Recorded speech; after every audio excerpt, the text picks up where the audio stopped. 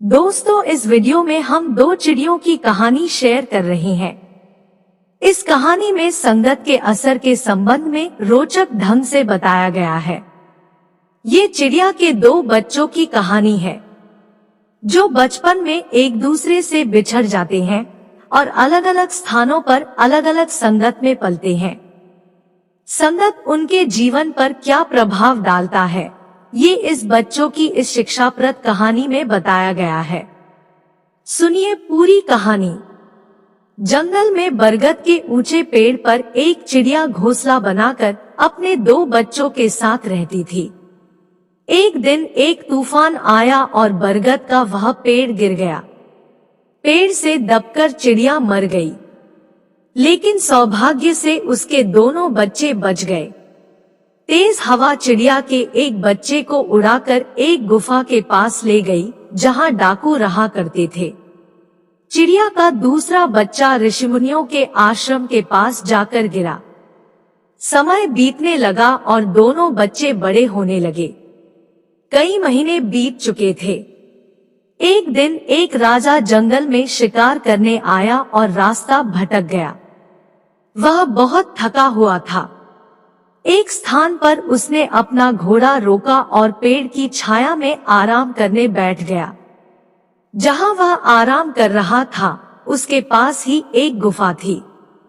राजा ने आंख बंद ही की थी कि जिस पेड़ के नीचे वह आराम कर रहा था, उस पर बैठी चिड़िया बोल पड़ी, जल्दी आओ, जल्दी आओ, इस आदमी के पास ढेर सारे आभूषण हैं। इसका गला काटकर इसे मार डालो और इसे लूट लो। यह सुनकर राजा हैरान रह गया। तभी उसे गुफा के अंदर कुछ आहट महसूस हुई। खतरा भांपते ही वह अपने घोड़े को सरपट दौड़ाता हुआ वहां से दूर निकल गया। वह घोड़ा दौड़ाता दौड़ाता थक चुका था। आराम करने वह एक पेड़ के नीचे जा बैठा। पास ही एक आश्रम दिखाई पड़ रहा था।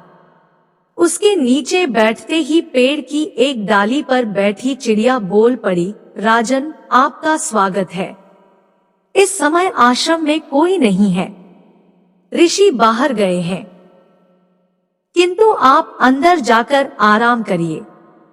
कुछ देर में ऋषि आते होंगे। राजा ने सिर उठाकर चिड़िया को देखा। वह हूबहू पहले वाली चिड़िया की तरह ही दिख रही थी। चिड़िया की बात मानकर राजा आश्रम के अंदर चला गया।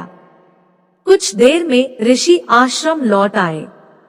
राजा ने उन्हें प्रणाम किया। ऋषि ने राजा के लिए भोजन पानी का प्रबंध किया।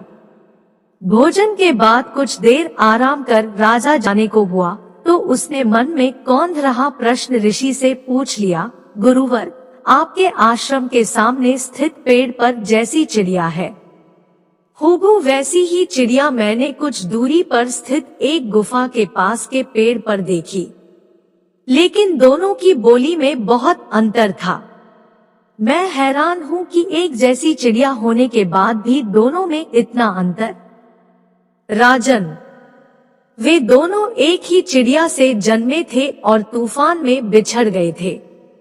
एक डाकुओं की गुफा के पास उनके संगत में बड़ी हुई और उनकी बोली सीख ली। एक हम ऋषियों के संगत में बड़ी हुई और हमारी बोली सीखी।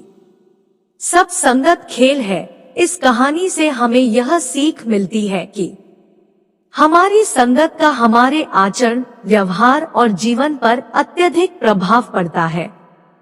इसलिए सोच समझकर संगत का चुनाव करना चाहिए, क्योंकि जैसी संगत वैसी रंगत।